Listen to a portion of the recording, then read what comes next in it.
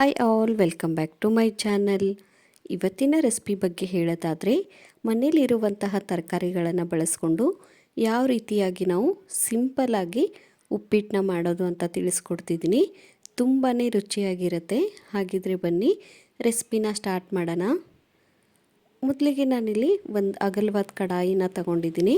ಅದಕ್ಕೆ 4ರಿಂದ 5 ಸ್ಪೂನ್ ಆಗುವಷ್ಟು ಆಯಿಲ್ನ ಸೇರಿಸ್ಕೊಳ್ಳಿ. ಆಯಿಲ್ ಸ್ವಲ್ಪ ಬಿಸಿ ಆದ ತಕ್ಷಣವೇ ಉದ್ದಿನಬೇಳೆನ ಸೇರಿಸ್ಕೊತಾ ಇದ್ದೀನಿ. 1 ಸ್ಪೂನ್ ಆಗೋವಷ್ಟು ಉದ್ದಿನಬೇಳೆ ಹಾಕಿದರೆ ಸಾಕು. ನಂತರ ನಾನಿಲ್ಲಿ ಅರ್ಧ ಸ್ಪೂನ್ ಆಗೋವಷ್ಟು ಸಾಸಿವೆ, ಹಾಗೆಯೇ ಅರ್ಧ ಸ್ಪೂನ್ ಆಗೋವಷ್ಟು ಜೀರಿಗೆನೂ ಸಹ ಸೇರಿಸ್ಕೊತಾ ಇದ್ದೀನಿ. ನಂತರ ಸ್ವಲ್ಪ ಕರಿಬೇವಿನ ಸೊಪ್ಪನ್ನು ಕೂಡ ಹಾಕ್ಕೊತಾ ಇದ್ದೀನಿ. ಹಾಗೆಯೇ ಕಟ್ ಮಾಡಿರುವಂತಹ ಮೆಣಸಿನ್ಕಾಯಿನ ಸೇರಿಸ್ಕೊಂಡು 1-2 ನಿಮಿಷ ನೀಟಾಗಿ ಫ್ರೈ ಮಾಡ್ಕೊಳ್ಳಿ. ಹಾಕಿರುವಂಥ ಉದ್ದಿನಬೇಳೆ ಹಾಗೆ ಮೆಣಸಿನ್ಕಾಯಿ ಫ್ರೈ ಆಗಬೇಕು. ನಂತರ ಕಟ್ ಮಾಡಿರುವಂತಹ ಈರುಳ್ಳಿ, ಹಾಗೆಯೇ ಸ್ವಲ್ಪ ಬೀನ್ಸು, ನಂತರ ಕ್ಯಾರೆಟ್ನು ಸಹ ಸೇರಿಸ್ಕೊಳ್ಳಿ. ಹಾಗೆಯೇ ಬಟಾಣಿ ಕೂಡ ಹಾಕ್ಕೊತಾ ಇದ್ದೀನಿ. ಇವಾಗ ಇದನ್ನು ನೀಟಾಗಿ ಫ್ರೈ ಮಾಡ್ಕೊಳ್ಳೋಣ.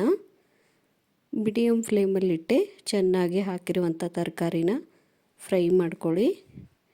ಈ ಥರ 2 ನಿಮಿಷ ಮುಚ್ಚಳ ಮುಚ್ಚಿದ್ರೆ ಆಯಿತು.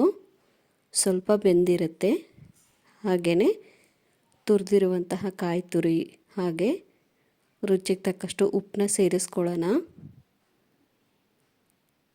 ಇವಾಗ ನೀಟಾಗಿ ಮಿಕ್ಸ್ ಮಾಡಿ ನಮಗೆ ಎಷ್ಟು ಕ್ವಾಂಟಿಟಿಗೆ ಬೇಕೋ ಅಷ್ಟು ನೀರನ್ನ ಸೇರಿಸ್ಕೊಳ್ಳಿ.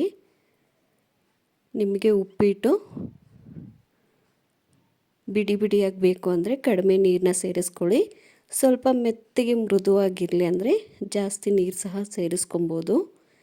ಈ ಥರ ಕುದಿ ಬರೋವಾಗ ನಾನಿಲ್ಲಿ ರವೆನ ಹುರಿದ್ಬಿಟ್ಟು ಇಟ್ಟಿದ್ದೀನಿ.